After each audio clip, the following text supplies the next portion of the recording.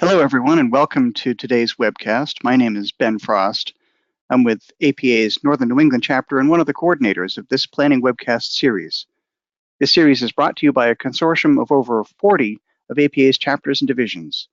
The consortium itself is not affiliated with APA, but rather is a loose-knit association whose mission is to provide high-quality free webinars on topics important to planners that will also help them to meet their certification maintenance requirements. Today is Friday, March 30th, 2018, and we'll hear the presentation, Big House, Little House, Back House, ADU.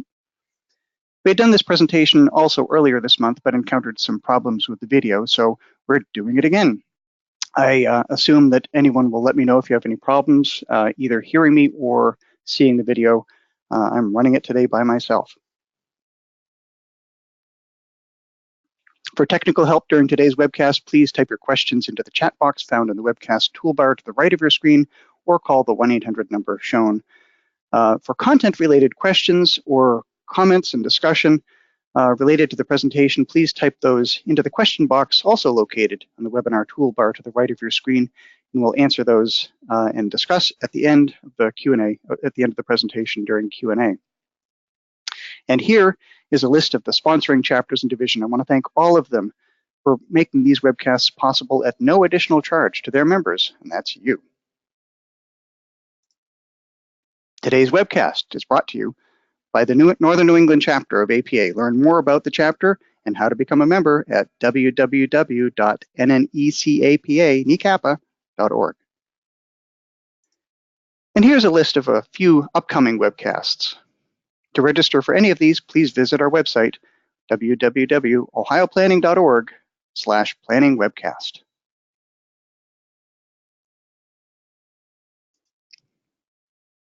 To log your CM credits for attending today's webcast, follow these instructions. Log into your APA account. Under the CM log, search for CM activities, and you can type in either the event number or the title of today's webcast. The event number is 914-6620. And these can all be found on the webcast webpage. Like us on Facebook to learn the most up-to-date information on upcoming webcasts.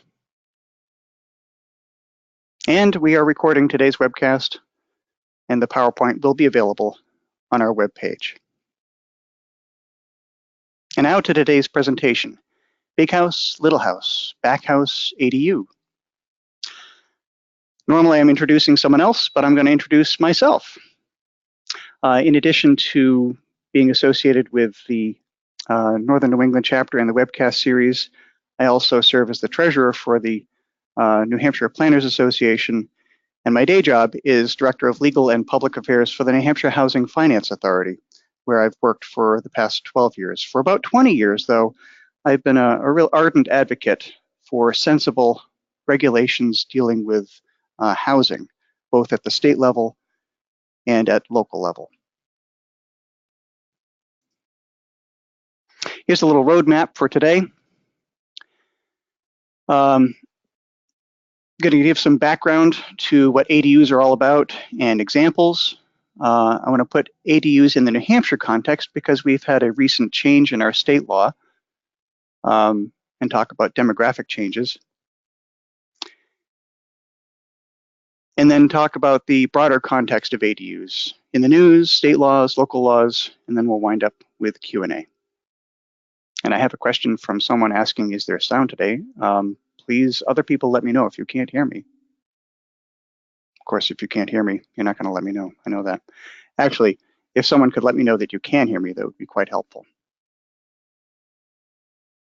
Okay, sound is working here. So we have one person. Thank you, thank you. I'm getting lots of replies here. That's awesome. Oh, you can stop now.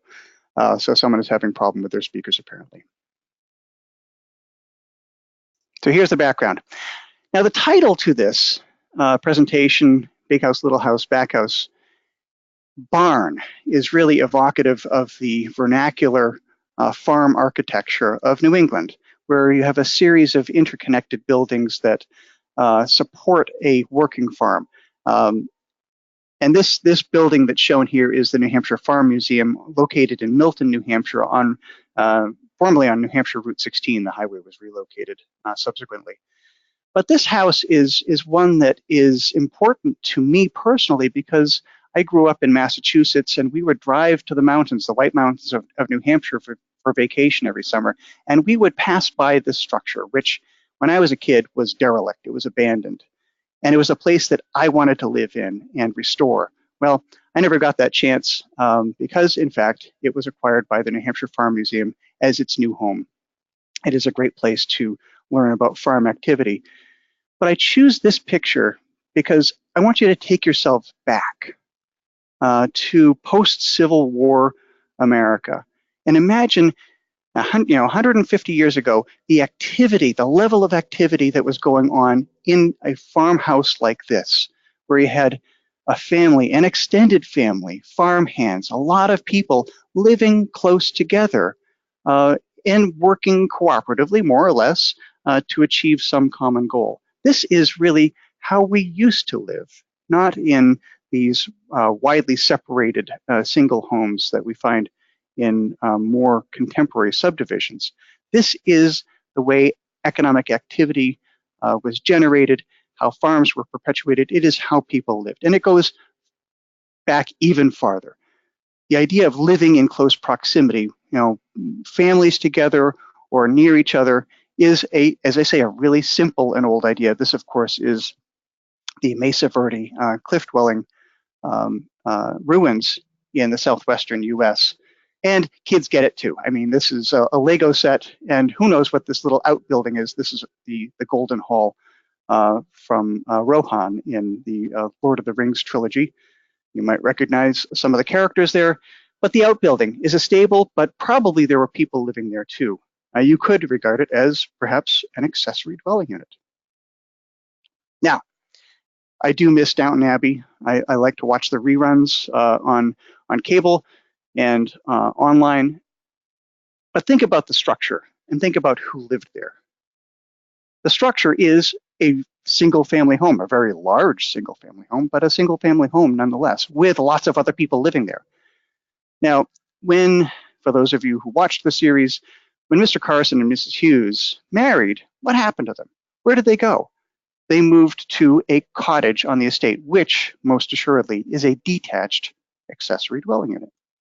So it's pretty common stuff. It was a lot more common before and is less common now, but it's gaining some more traction, and that's why we're talking about it today. So what is an ADU? It's a second smaller dwelling on the same grounds as a single-family house. Can be attached, can be detached. It can come in a variety of different forms and under a variety of different names. If you live in the British Commonwealth, they call them granny flats, in-law apartments, family apartments, your mother-in-law apartments, secondary units. Remember, though, that this word accessory is something that has distinct legal meaning. So if you think about your zoning ordinances and you think about how they address accessory uses, this is supposed to be accessory to the primary use of the property as a single-family dwelling. So it should be, as I say here, customarily incidental and subordinate to the primary use. That's kind of a legal test. But it has to be smaller than, as opposed to a duplex, a co-equal unit. Here are some examples from out west. This particular website, www.accessorydwellings.org, is particularly good for the examples it provides of how people have created ADUs, in particular out west, focusing mainly in the Pacific Northwest, and that's because the people who created the website are from there. These two examples, I think, are particularly good. The one on the left is from Eugene, Oregon. And if you're looking at it from the street, it looks like just a big single-family home with an attached, great room or family room or rec room or something. Turns out it was a suite for the mother-in-law of the owner. But you can't tell that from the street. It just looks like a big house and nicely landscaped too.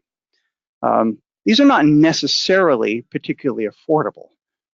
This one was built in 2007 at a cost of $170,000, which really, in many respects, is the cost of a new whole single-family home, but it must have a pretty nice interior. The one on the right is a converted garage in the back in someone's backyard in Portland, Oregon. And this is in Portland's historic district. So you can imagine the regulatory regime that this went through, and the resulting product is really nice. It's particularly small. It's only 440 square feet. It was built, the original structure was built in 1991, was converted to an ADU in 2015 at a cost of $160,000. Really nice looking, serves its purpose, detached. Both of these are from this website, accessorydwellings.org, which I encourage you to go to. It's the website is really geared toward the property owner and to developers, not so much to regulators and planners, but nonetheless has a lot of great examples. So this is my kind of sales pitch for ADUs. There are lots of benefits to them. They can increase your housing supply without further land development. That is, you have an existing site that has a house on it, and if you're adding an accessory dwelling unit, then you don't require further subdivision. It's a more efficient use of the existing housing stock. If you're converting space within a large home to an ADU, then you're using that embodied energy and the existing housing to in effect densify the use.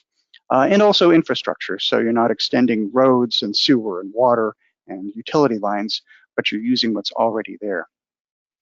That can be, but is not necessarily always, an affordable housing option for a lot of low and moderate income people in your community. And it can improve homeowner cash flow. If the homeowner is renting out either the primary unit or the accessory unit, they get income for that to offset the cost of property taxes or what have you. And of course, they can be helpful to elderly people or people with disabilities who either may want to live close to family members but have some privacy, or caregivers, empty nesters, young adults, and so on.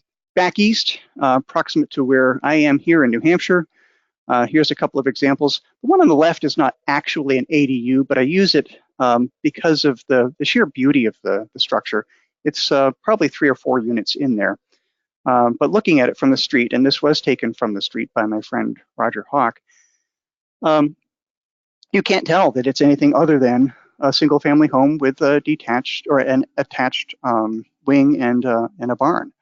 The one on the right is in downtown Concord, New Hampshire, our state capital, and you can see where the ADU is on the right side of the frame.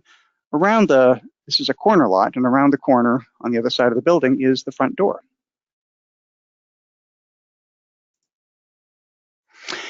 And here, I challenge anyone to take a look at this, and as I typically do, where is the ADU in this shot?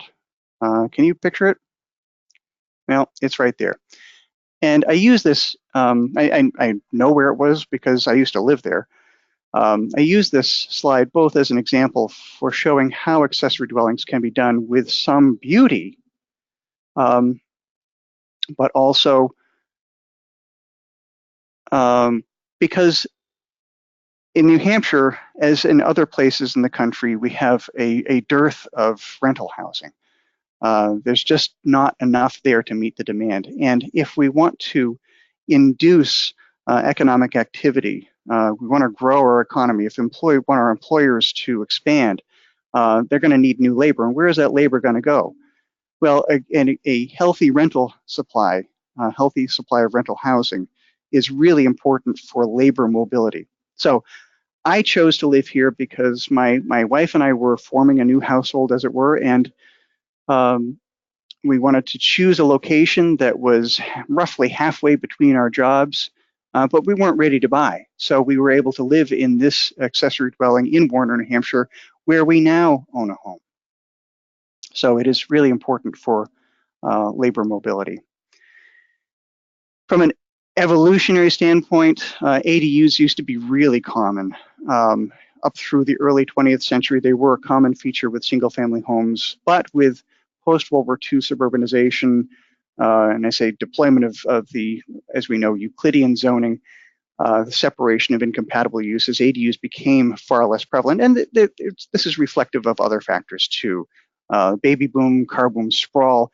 You know, there was much less interest in efficiently using space because we had so much space into which to move. And so why not use it all? There was also a much easier mortgage financing post-World War II as the returning veterans coming back from the war needed a place to live, and there was a huge boom in construction of just single-family homes. But things are changing. So here's the New Hampshire context. What's going on here? Well, this is actually not New Hampshire specific, but this is a study that was published by the Pew Research Center back in 2016. Just read the title. Living with a parent is the most common young adult living arrangement for the first time on record, going back to 1880. That's really quite extraordinary. It doesn't mean that most people are living with their parents in this age cohort, 18 to 34, but it's the most common living arrangement of the different arrangements that people could live in. And this is a shift. And you see there's some differentiation between men and women. Men are more likely to live in their parents' homes than women are, but this is a trend that has changed since 1960, when we started moving back home as young people. And any older parents with millennial children know this as they try to get their millennial children to move out of the basement and get out on their own. Of course, I'm joking. My kids are already gone. Here in New Hampshire, we have an old population. Based on the 2016 American Community Survey, New Hampshire is the third oldest based on median age, behind Maine and Vermont. So we have the three states of northern New England being the three oldest states in the country, based on median age. But New Hampshire is not a really, really, really old state. If you look at this other chart from the Pew Research Center, published also in 2016, you see that New Hampshire, and this is the darkness of the shading, indicates the proportion of the population age 65 and older. So the darker the color, the higher the proportion. So some places like in Florida, you see a lot of old people living there. Well, look at New Hampshire. And New Hampshire is, if you don't know where it is, we are right there. The color of New Hampshire is not really, really dark. And that is because what we have in New Hampshire is not a super old population, but rather an aging population. We've got a lot of baby boomers, an awful lot of baby boomers, and compare the population pyramid of New Hampshire to the United States. Of course, what's not happening in New Hampshire is the baby boomers are not being replaced as they are to a larger degree in the rest of the country. Here in New Hampshire, our median population age is going up because we simply don't have a lot of young people either being born in the state or moving into the state. Also in New Hampshire, I talked a little bit about the importance of a rental supply. Well, since 2013, the median gross rent for a two-bedroom apartment in New Hampshire has gone up 17%. And you can see sort of the impact of the recession here, the flattening of the curve between, say, 2008 and 2012, but it's really picked up since that time. And it's only flattened because you think, well, why didn't it go down during the recession? Well, we had so many foreclosures here that people had to live somewhere, so they moved out of the homes that they owned because they had to, and wound up in rental units. So that stabilized somewhat the rental prices. Vacancy rates are way, way, way down. Statewide, 1.7%. We regard a 5% vacancy rate as something of a balanced market. And we have not seen that for quite some time here in New Hampshire. There are some portions of our state that have effectively a 0% vacancy rate. That's really just the turnover time that a landowner might experience between tenants. Home prices, and here you do see the impact of the recession in New Hampshire, but home prices have recovered as they have in so much of the rest of the country. We lost upwards of 20% of median home value in the state during the recession, but it has come back substantially. So we're at now, I think the final quarter of 2017, we were at about $270,000.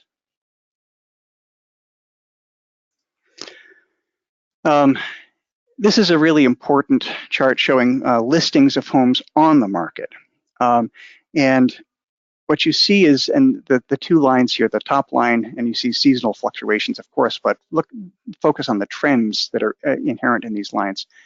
The top line is listings under $300,000. The bottom line is listings above $300,000. And what's really dramatic in this is the shift downward, the loss of listings under $300,000, starter homes, homes for people who are downsizing. They're just evaporating from the market. Now, why is that? A couple of reasons. One, there's not a lot of housing being built, but also because of the shift upward in prices, those homes that might have once been starter homes have gone above $300,000 and are less likely to serve in that capacity.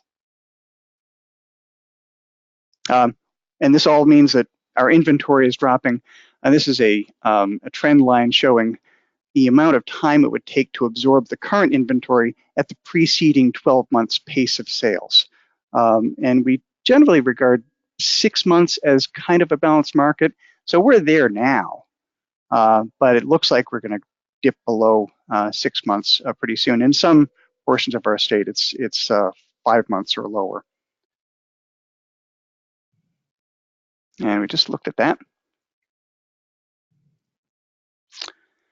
So a few years ago, New Hampshire Housing, my employer, we're the state housing finance agency.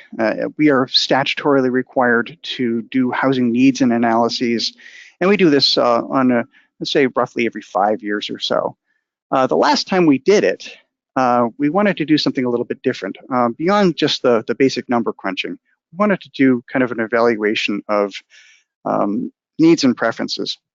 So we hired the Center for Public Policy Studies here in New Hampshire, a nonpartisan think tank, to do the analysis, and they did the number crunching for us, and then they did a lot of other stuff too, focus groups, and tried to assess what people were thinking and what people were wanting in the housing market.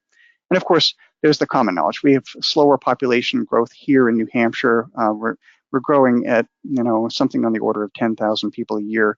15 years ago, we were growing at twice that rate. And we have an aging population, as I've already talked about.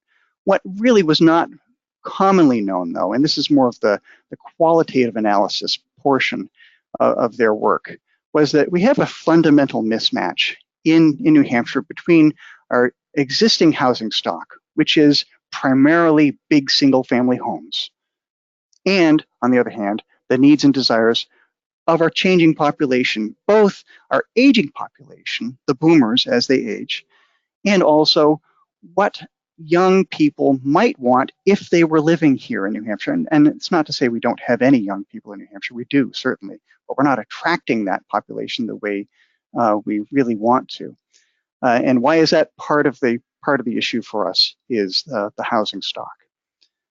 We do know that older adults want to age in place, they want to age in their communities. The AARP does regular studies of this, and they find that, generally speaking, about 85% of people want to stay where they are, in the same home or in the same community, where they have social networks and strong connections. And that all makes sense. So what does this all mean from, what are the housing implications of these demographic changes? Well, one, we need to house an aging population, and that has certain design and location attributes that we need to focus on. And we need to attract and retain a younger workforce.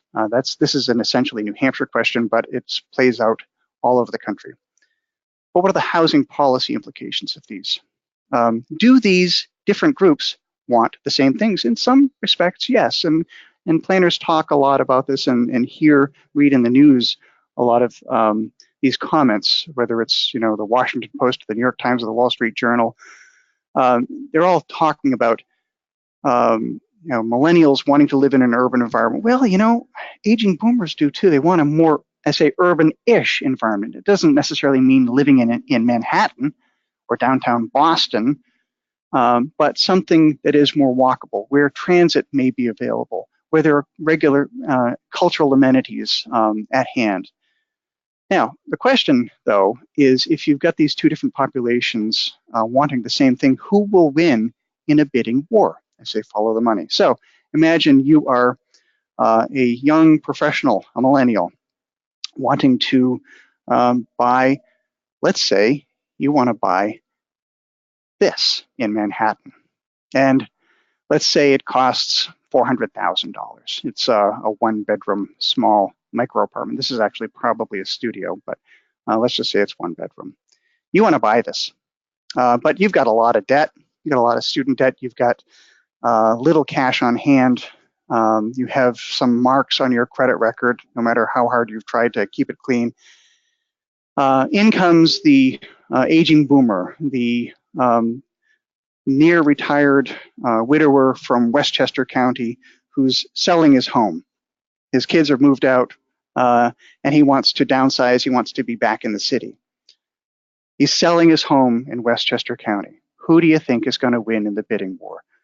The aging boomer with the cash on hand who can pay cash for this $450,000 micro apartment. The millennial will never win that bidding war. Now, focusing on the New Hampshire ADU law, I want to talk a little bit about the backstory here. We had these demographic and market changes that we've talked about, but really this was put forward by our State Home Builders Association because their members found that they were unable to fulfill their clients' requests to build ADUs, whether it's for a family member or a caregiver. And this was largely because of local regulatory barriers. They were stymied by them. They either accessory dwellings simply were not allowed, or they had strange and onerous conditions, like there must be an interior door that must remain unlocked. That just doesn't work where you're renting it out to someone who's maybe not a family member. And so they sought legislative relief. And what happened was the New Hampshire legislature, over a period of a year and a half, studied this, worked it over. I was integrally involved in the drafting of the legislation and moving it through the legislature. And I was really happy with the compromise that we wound up with. Just bear in mind, New Hampshire is not a home rule state. We are a Dillon's rule state. So municipalities have to look to the legislature, the state legislature, for a grant of authority for anything they do. Part of that is zoning. So municipalities in New Hampshire are statutorily enabled to zone. Sometimes, and bear in mind, this is the live free or die state, and we hold local control to be a very dear tenet of how government runs here. But sometimes our state legislature says, okay, municipalities, when you're exercising your power to zone, you're going to do it this way. And this is one of those situations. The legislature found that we had such an important need for more flexible housing in our state that the legislature stepped in and said, you will do it this way. So the legislature adopted this in 2016, and it has some basics, I say. There are defining characteristics. There is a definition of what an accessory dwelling unit is, and it's that top bullet, the independent living unit containing these 4 elements: sleeping, cooking, eating, and sanitation facilities. There are also these other 2 bullets that I call defining characteristics because they're not part of the formal definition, but they have to be present in order for something to qualify as an ADU. It has to be demonstration by the owner that there's adequate water supply and sewage treatment disposal capacity, and there has to be an interior door. And there's a long political story behind that. But the practical reason outside of the political story is that the existence of an interior door between a primary unit and an attached ADU allows for easy reintegration of that unit, the ADU, into the primary dwelling unit if at some time in the future the owner wants to do that. There is a long political story too, which I won't get into. The municipal world, and this law deals, really only requires municipalities to allow an attached ADU. But they must allow it, whether by right, by special exception, or by conditional use permit. That's up to the municipality to figure out. If the zoning ordinance is silent on ADUs, then then ADUs are allowed in any single family home, regardless of the zone. And important in this legislation is the fact that the standards, the dimensional standards that are in the zoning ordinance for a single-family home also apply to the combination of the single-family home and the ADU. So no increases in setbacks, no increases in frontage, no increases in lot size if an owner wants to put in an ADU. It's just a single-family home with an accessory use that happens to be an additional dwelling unit. Here's the flexibility under the New Hampshire law that municipalities can exercise. They can require adequacy of parking, and this was a concern in our city of Manchester where there is a real parking problem. They can require owner occupancy of one of the units, but they can't say which one. So the owner can build an ADU and occupy it and rent out the primary dwelling unit, or vice versa. They can also require demonstration that the unit is the owner's principal place of residence. So think of where people register their vehicle, or where they're registered to vote, their domicile, if you will. How would you go about doing either of these two things, owner occupancy and principal place of residence? Well, you could do kind of an annual permitting regime where the owner comes in and signs an affidavit under penalty of perjury saying that this is their home, they are going to live here, it's their primary place of residence. How you define that is up to you. Does primary place of residence mean 6 months and a day? Perhaps. Under the New Hampshire law, municipalities can also control for architectural appearance, the look and feel, if you will, of the structure, or in the words of the statute, the aesthetic continuity as a single-family home.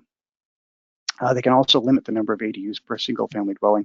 I can't really imagine more than one, but some people did, and so the legislature allowed municipalities to limit it.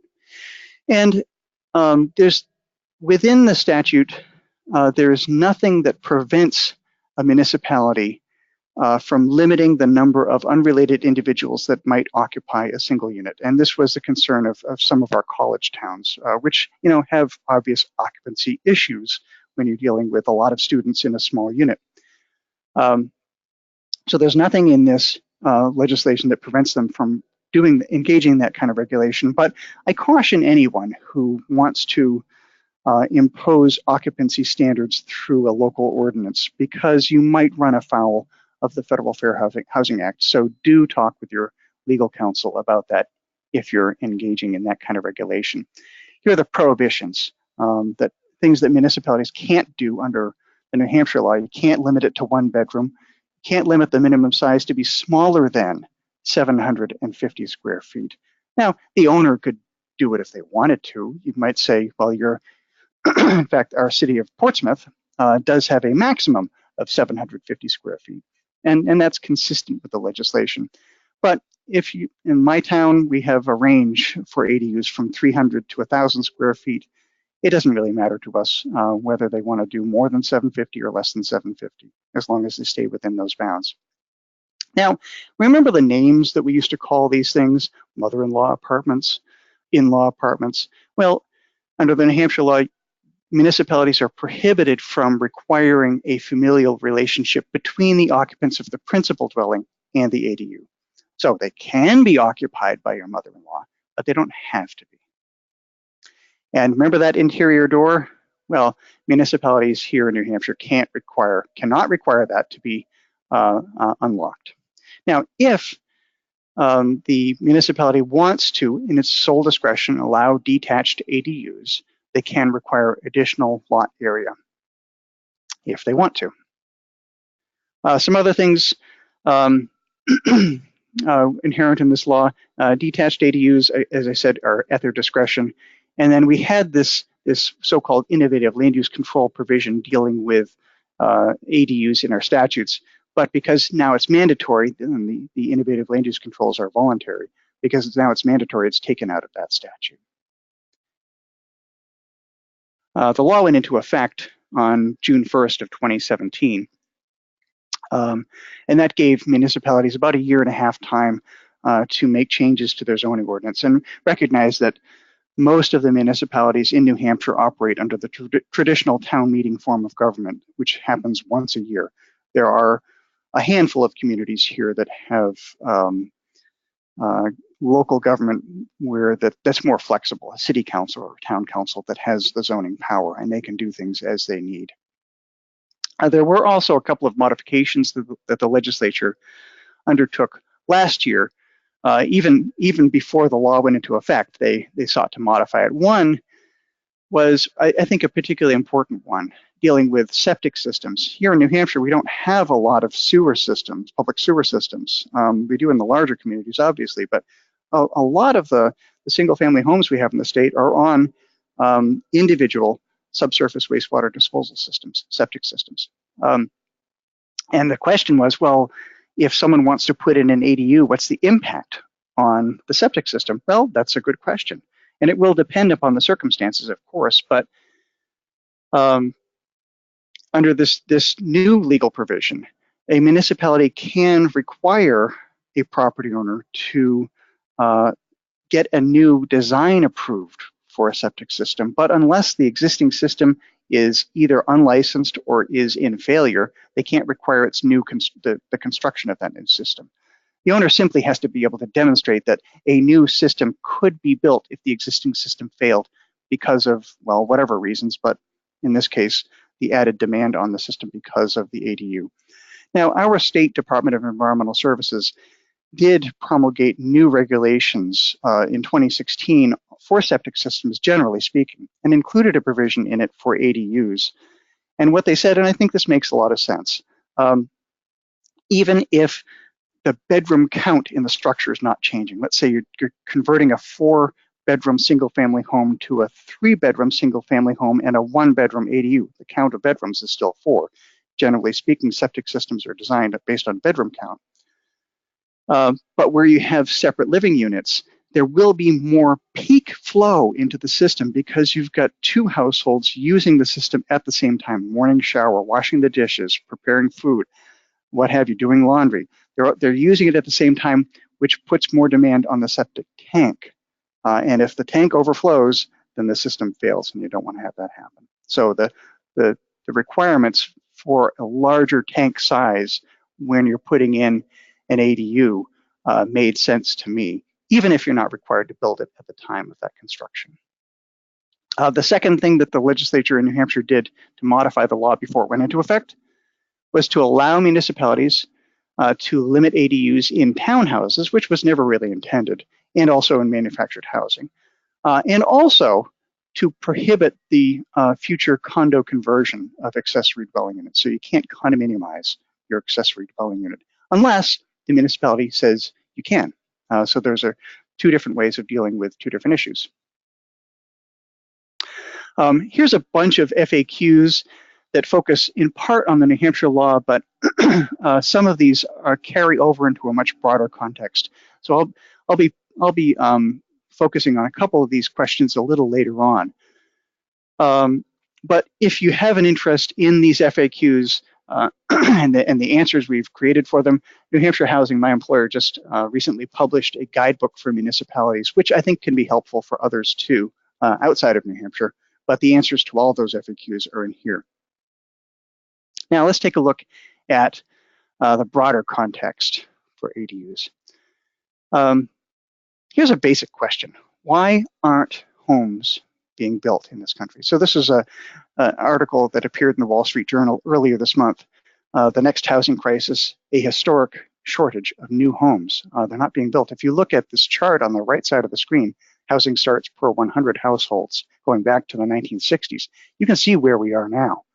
Our population is growing, but we're not building housing to house that population.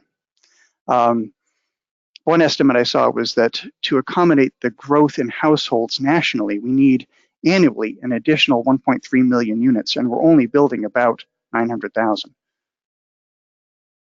There's a gap there. So the journal noted that, 1, we've got a strong economy, lots of jobs available, wages are rising, not enough, but they're rising. And millennials are, as the journal said, aging into homeownership.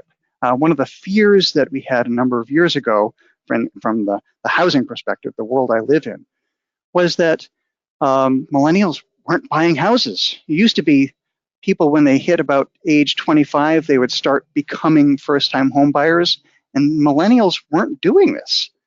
And it really put a pause in our thinking about, well, what are we going to do with single-family lending if we don't have any buyers to essentially add liquidity to the market to move things along?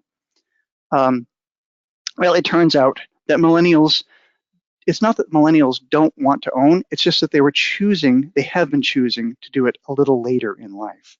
And so we see increasing patterns of home ownership and buying homes among the millennial population, which, it's a choice. I'm not going to say it's a good thing or a bad thing. I like owning a home, but not everyone does. So there's the four things at the top. The four first bullets are what's going on, and then what are the constraints? So the journal noted land and construction costs have essentially doubled in the last 10 years. We have higher labor costs. We have tighter regulations, largely at the municipal level, in part in response to overbuilding that occurs at different times. Here in New Hampshire, it was in the 80s. Other parts of the country, it was the stuff that came before the foreclosure crisis. And so developers are finding much better profit margins when they're building higher end homes that are targeting upper middle income or higher income purchasers, which means the housing that is getting built is not really affordable to the first time home buyer. And Edward Glaser, who's an economist at Harvard, who studies housing issues, said, there's a tremendous mismatch between the places where people want to live and the places where it's easiest to build. How much demand is there? And really focusing on accessory units. There was this article that appeared, study that appeared in the Journal of the American Planning Association in spring of 2017, measuring informal housing production in California cities, but it also took a national view and looked at some different kind of a literature review of other studies that had looked at this question too from a national basis. And informal housing is housing that's, and I don't know where they came up with this term. I found it to be kind of curious, but informal housing is housing that is built without permits. You might call it illegal housing, but it is, in the terms of these authors, informal housing. It includes a lot of ADUs, both attached and detached. And what they said was that informal housing flourishes in spite of ubiquitous land use regulation and building codes and systematic efforts to enforce both. It's still out there. I used to be the planner in the town of Hollis, New Hampshire, which is the first town west of Nashua on the Massachusetts border, a very affluent community. In the early 90s, and it's an agricultural community with lots of horses and lots of apple trees and orchards and just a beautiful, beautiful place.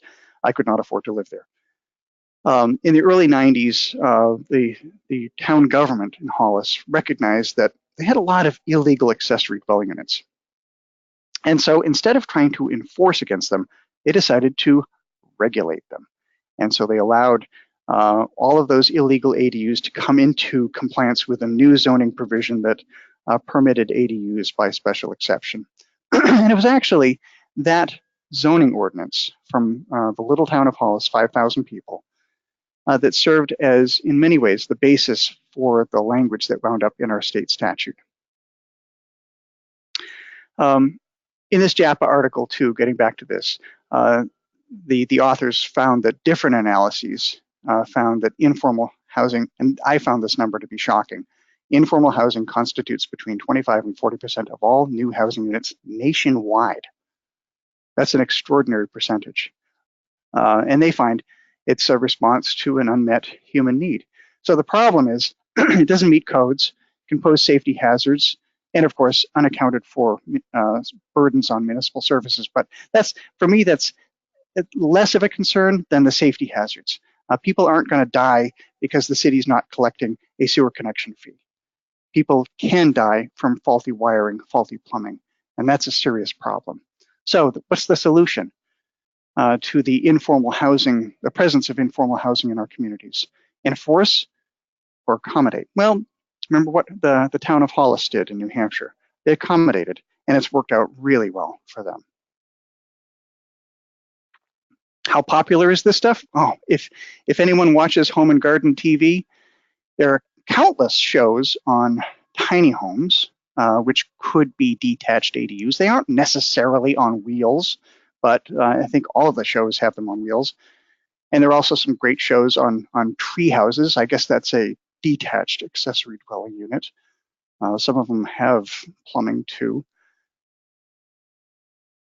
And there are a lot of articles coming out about granny flats, about accessory dwelling units. So the Atlantic Monthly's City Lab, which is a great site, I encourage you to subscribe to, because the articles are excellent. But there are a lot of really good examples of ADUs, and a book recently out by Cole Peterson, Backdoor Revolution.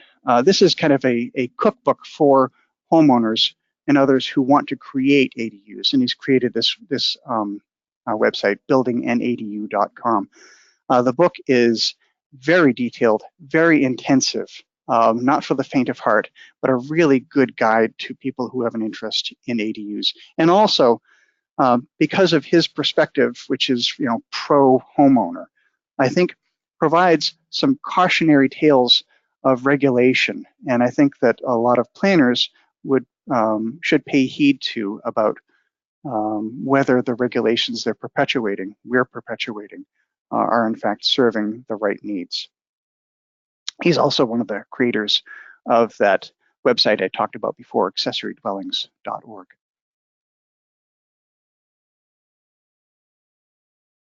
So, state law, and this is again the broader context of ADUs, not just New Hampshire.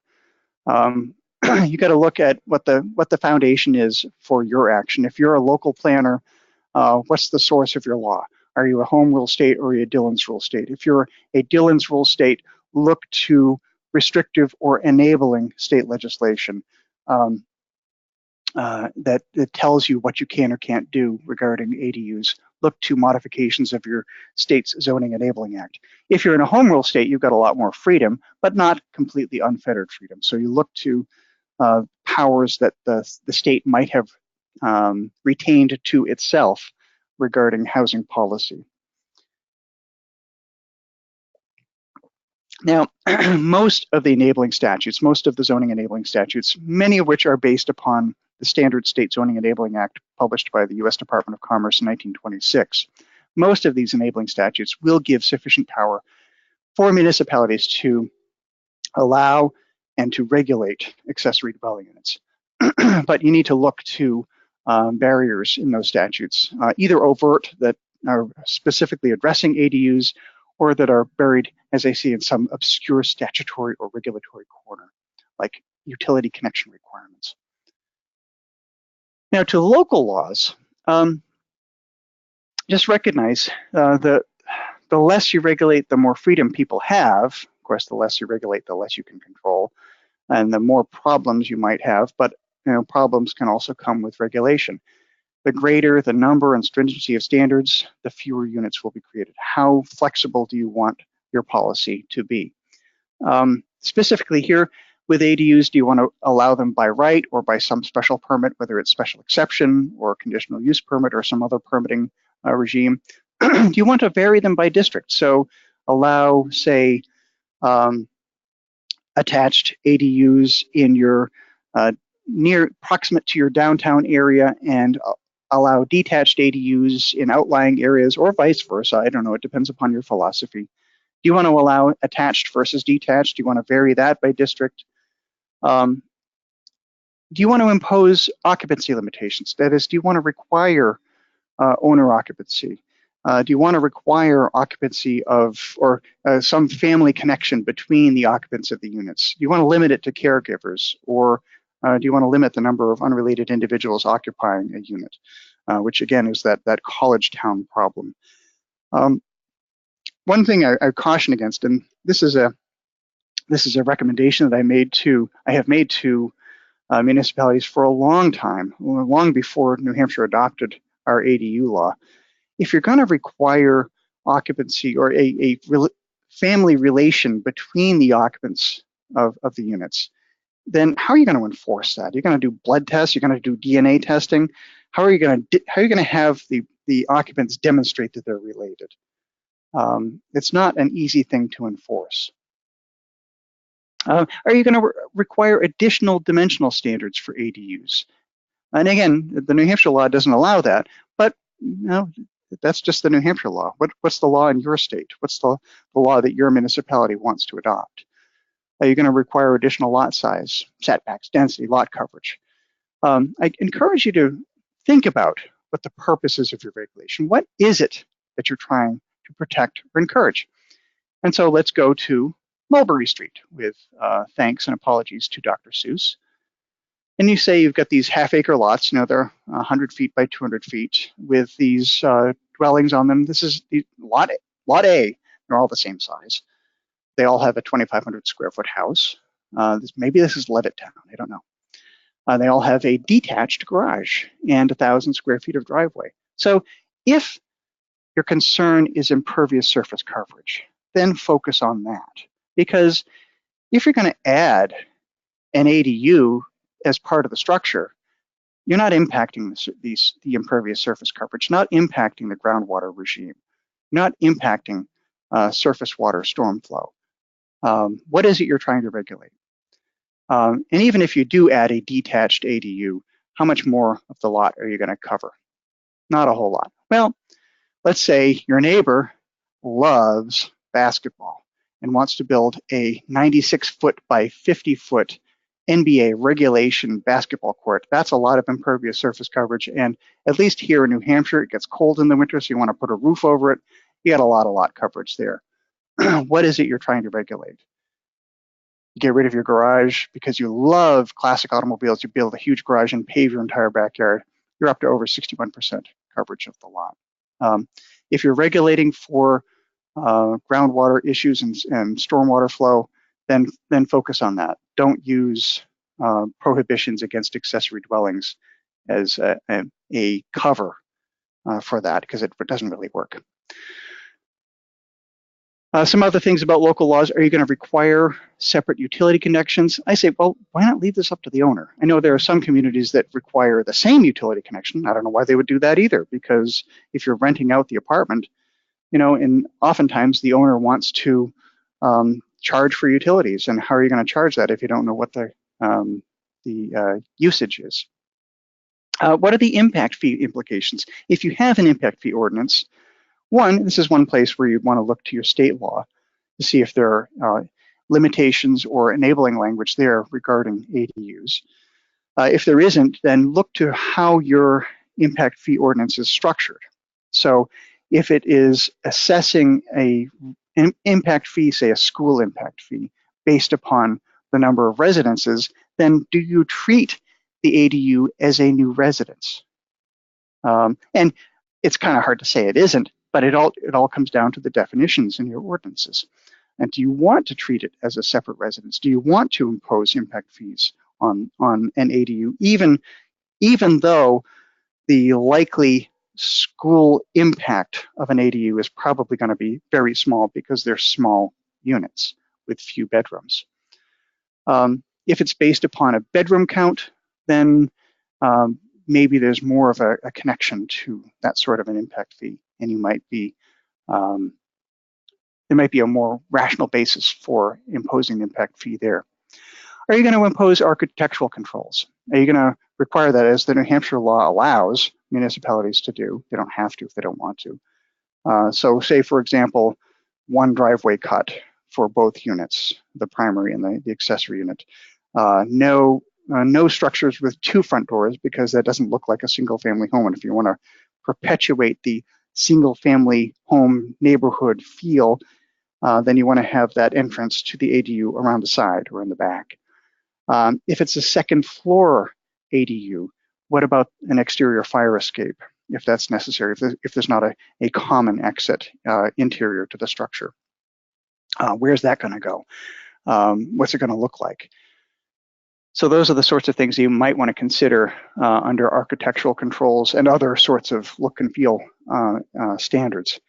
You might want to consider, though, what could the owner do without an ADU? Could they change their white colonial in a beautiful New England village to something that's purple and gold? Can they change the fenestration? All these sorts of things that an owner could do if they weren't building an ADU, are those the things you want to regulate just because someone is building an ADU? That's a question of policy for you to deal with.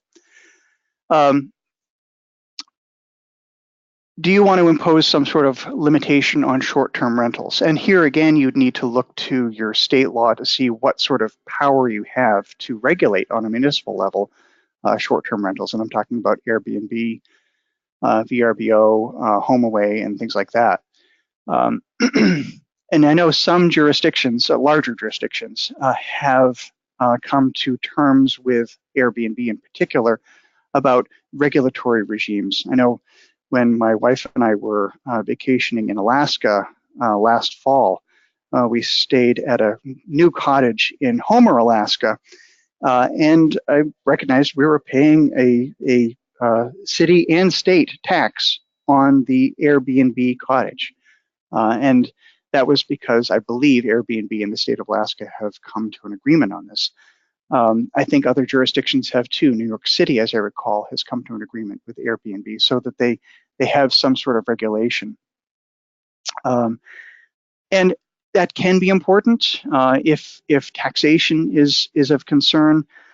There can also be the quality of the environment. So if you're in a fairly tight neighborhood, do you want to allow the ADU to be rented out to people who are going to be churning in the neighborhood, and who knows what sort of behavior they're going to be engaging in, loud parties late at night. One thing that I think can help mitigate those sorts of impacts is an owner occupancy requirement. So I do encourage municipalities to seriously consider requiring owner occupancy of one of the units, because the best enforcement of quality of life standards is owner occupancy, and that helps to take the municipality out of the equation. Are you going to impose minimum and or maximum size restrictions, whether they're absolute or they're proportional? So square footage like New Hampshire has this, you can't require them to be smaller than 750 square feet. That's an absolute standard. Or proportional. Remember, these are supposed to be accessory, subordinate to, incidental to the primary dwelling unit. So is 30% of the primary dwelling unit an appropriate size for an ADU, 40%, or some combination of the two. So 40% up to, say, 1,000 square feet. Those are the kinds of things that you need to consider. It's really interesting too, and I found this very recently, that the 2015 International Residential Code, and getting to unit size, eliminated the requirement that a dwelling has to have a room of at least 120 square feet and other rooms of at least 70 square feet. And what they found was that, and this is the new standard in the 2015 code, which I believe has been perpetuated in the 2018 IRC as well. It now reads, habitable rooms shall have a floor area of not less than 70 square feet. And that means you could have a single tiny home of 70 square feet that would meet the IRC, at least based on that standard. And the ICC put together this drawing right here, and so you can get the proportions of the rooms. What they said was that the change will accommodate alternatives for very small dwellings that would previously not be allowed under the IRC. And further in that media brief, they talked about the tiny home movement and the desires of a number of people to live a lifestyle that is of a lower environmental impact and consumes less energy. And I thought it was really remarkable that the ICC was recognizing this as a trend and responding to it from a regulatory standpoint.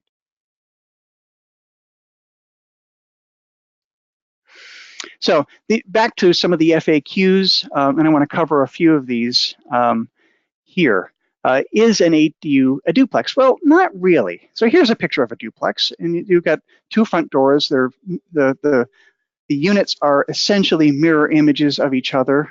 This is done, picture taken, I think, on a Navy base in Norfolk. It's a Navy photo, and rolling out the red carpet. It's very nice. And the ceremony, the new officer is moving into the unit there. But duplexes they tend to be two units of comparable or equal size in a single structure. Now, ADUs, obviously, if they're attached, they're part of a single structure, but but they're, again, secondary. This is that inherent legal meaning of the word accessory, secondary to the main use of the building as a single-family home. As I say, in the same way a garage would be of secondary importance, even though sometimes they look like the main thing in a house. So they're not really duplexes, although I suppose they could be, because not all duplexes have two units of necessarily equal size. What about owner occupancy? And what if the owner is not a natural person, but is instead a trust or an LLC or a corporation? These are purely legal entities that cannot occupy physical space. It's impossible. They're just things on paper. Well, even the paper can occupy space, but the paper is just a representation of the document that created the entity. That is a legal fiction. This is a question both for state law and for local interpretation. So it depends on what your state law says. In New Hampshire, it's really up to the municipality to figure out what owner occupancy means if they want to require it. Recognize, though, that some entities have some transparency to them. So a revocable trust is a transparent instrument. You can see through it, essentially, to the beneficiary of the trust, who is controlling that trust.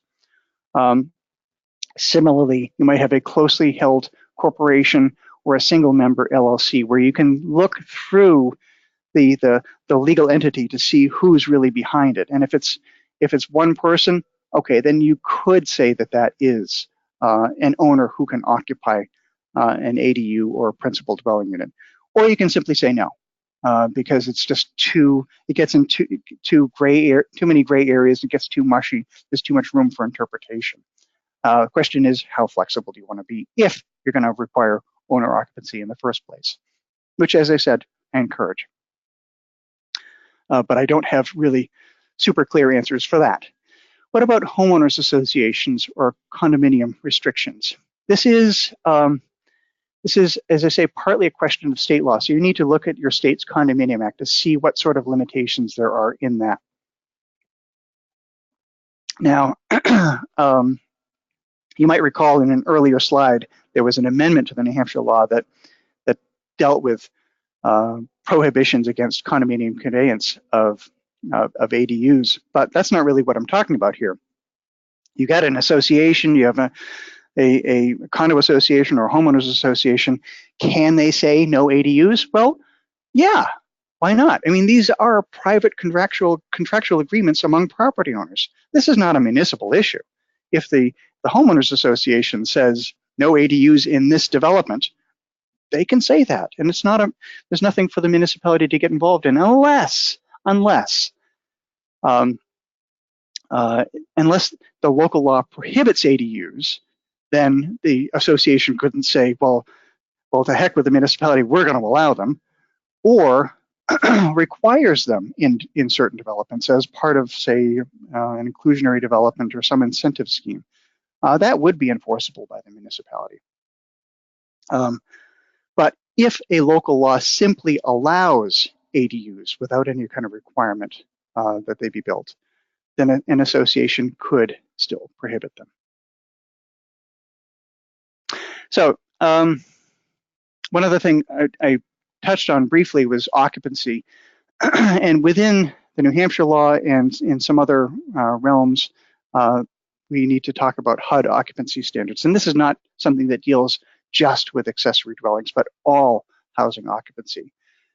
Back in 1998, HUD published in the Federal Register this Fair Housing Enforcement Policy on Occupancy Standards, and that's the reference. If you want to look it up, you can just Google that Federal Register reference. and it will take you right to the document. This 1998 publication in the Federal Register embodied a 1991 policy statement from HUD that talked about limitations on housing occupancy and whether they were discriminatory. And as HUD said in that 91 policy statement, this is applicable to housing providers, that is, landlords and public housing authorities. But it can also have some implications for municipal regulation. There's a reference in this policy statement from HUD that says, if a private property owner imposes occupancy restrictions that are consistent with a state or local law, then that is favorable to the private property owner having not discriminated. These are all very much fact-driven questions. But I also think that there may be some implication against municipal regulation of housing occupancy, because it does talk about what is reasonable and what's not reasonable. So again, if you are considering limiting occupancy of dwelling units based upon number of people, I encourage you to work with your legal counsel to make sure that you're not running afoul of federal anti-discrimination laws. Because occupancy restrictions are often used, whether overtly or not, to exclude or unreasonably limit families with children, and that is a violation of federal law. Generally speaking, and this is within this policy statement from HUD, generally speaking, 2 persons per bedroom is a reasonable restriction, but you have to look at different factors. What are the number and size of sleeping areas, the size of the overall unit, the ages of the children, the configuration of the unit? These are, as I said, all fact-driven inquiries. In particular, the age of the children. So you might have a 1-bedroom apartment and the landlord says no more than 2 people. Well, what if you have a young couple with an infant child? I mean, how many people with infant children have that baby in their bedroom with them? I would say most do. Yet that would be a violation of that landlord-imposed occupancy restriction. A reasonable imposition? No, not in that case. You need to look at the circumstances in each individual case. So to wrap this up, we need a lot more housing across the country, many markets. ADUs are a popular way to help deal with that. They can be more efficient use of land in the existing infrastructure and provide more housing without further land development. It can be more affordable, not always is, but it can be done without a penny of public subsidy or public intervention other than the permits that you might require. So now I know we have some questions and comments. I encourage you to, there's my contact information. If I don't get to your question or comment, or you think of something later on, please contact me and I'll be happy to engage in some dialogue with you.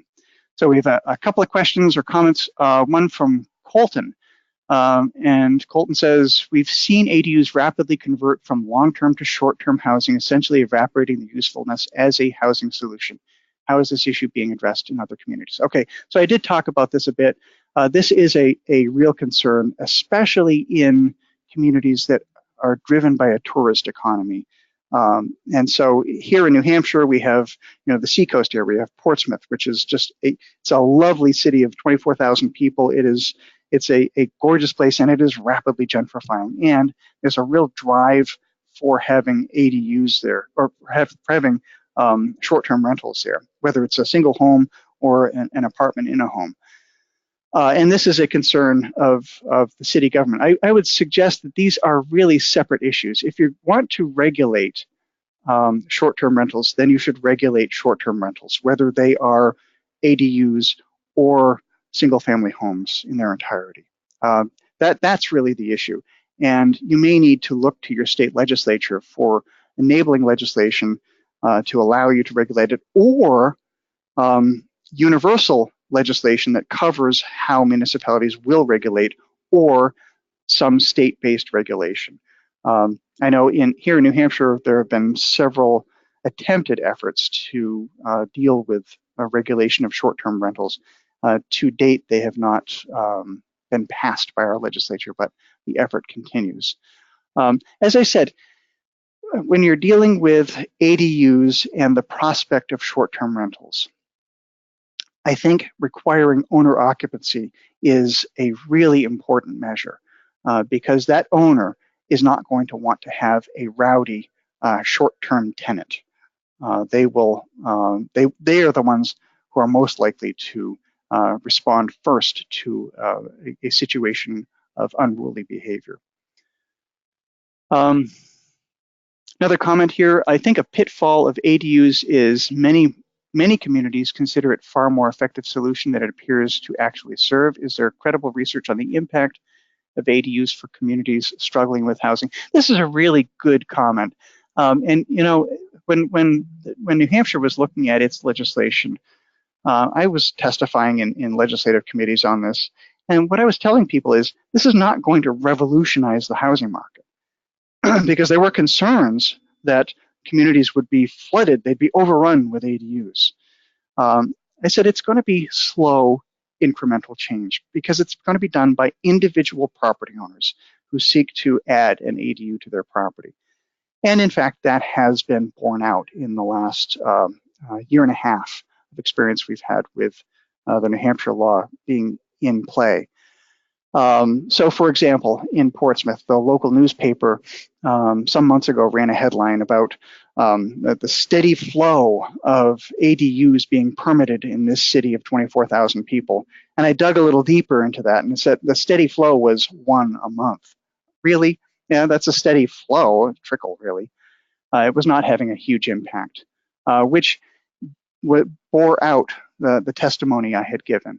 And I'm getting similar anecdotal information from other communities in the state. It's happening incrementally, slowly, but what it is doing is allowing property owners the option. It's not going to have necessarily a huge impact on your housing market and your housing supply, but it is one thing that municipalities can do to help with the housing supply.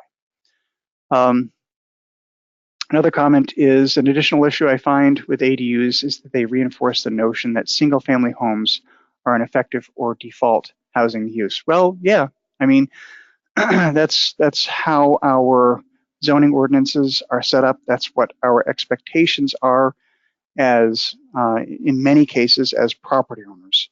And it is how our housing finance system is also structured. Although I think what you'll find is that FHA and Fannie Mae and Freddie Mac are becoming more flexible in their lending practices relative to accessory dwelling units. And the issue isn't whether they're allowed, but how they figure in the underwriting of the property and whether it is still its primary use is as the single family home owner occupied by the borrower. I think you also need to look to community banks for assistance, those who are going to hold the loans in portfolio instead of selling them into the secondary market, Fannie and Freddie and others, because I think you'll find that there's some significant flexibility there for borrowing opportunities. But yes, I mean, the default housing use is for a significant portion of this country and its population is the single family home. That's what we have here in New Hampshire by and large. You know, you've got roughly 70% of the housing stock is single family homes owner occupied. It's lower nationally, probably in the low 60s overall. And it's going to vary a lot too, based on whether it's an urban setting or a suburban setting or a rural setting. I think probably the greatest opportunity for accessory dwelling use is in a suburban setting where you have comparatively low density, but land available to accommodate an expansion of an existing structure within the existing setbacks, the existing lot size. So there's an awful lot of opportunity out there. We've come to the end of the questions and comments. Like I said, there's my contact information. I encourage you to get in touch with me with any questions or thoughts that you might have, because I do want to hear what's going on in the rest of the country too. And I know that there's a lot of question, commentary, good stories, horror stories. Be happy to hear any of them. Thanks very much, and I'm going to close it out, and stay tuned for future webcasts. We've got some really good ones coming up. Sign up for any of them at www.ohioplanning/planning webcast. Thanks very much, everyone. Have a great weekend.